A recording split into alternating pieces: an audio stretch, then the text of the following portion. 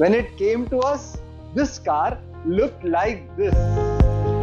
And this is what the finished job looks like once the vehicle has been branded.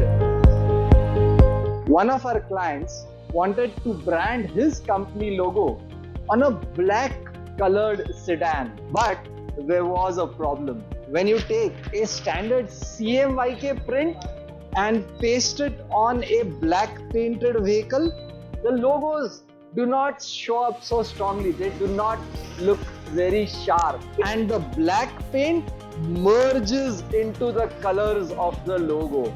And so we gave this client a white ink print. UV inks are weatherproof.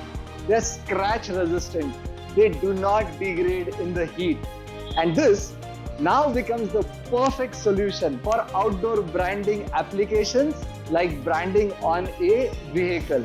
The next step is to paste soapy water solution on the vehicle, and we then paste the film in place.